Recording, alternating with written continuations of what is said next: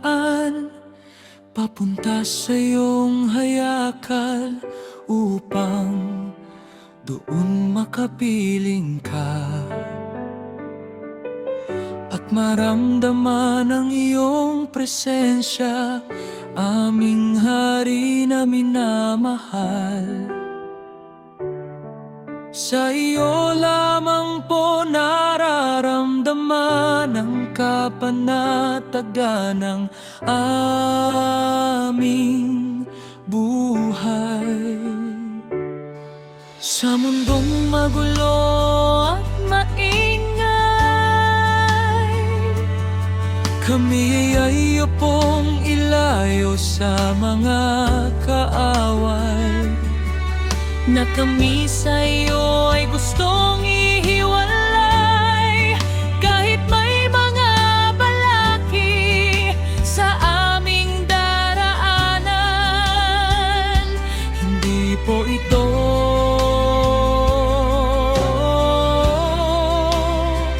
hadlang upang ikaw ay aming sambahin at alayan. Sa araw at gabi ito ay hindi kailanman malilimutan, dahil ito ay nakaukit na sa aming mga diwa at hindi na maaagaw pa ng mga kaaway.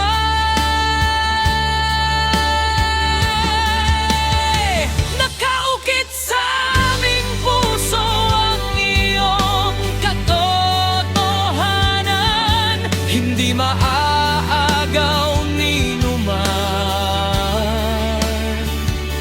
Walang sandatang laban sa amin ang magtatagumpay, sapagkat ikaw ang aming lakas at sandigan. Haring Aba,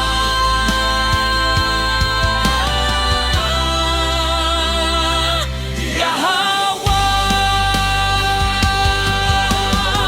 anumang balaki dito ay hindi hadlang. Kami man ay mahirapan sa daan patungo sa iyong hayakal, patuloy kami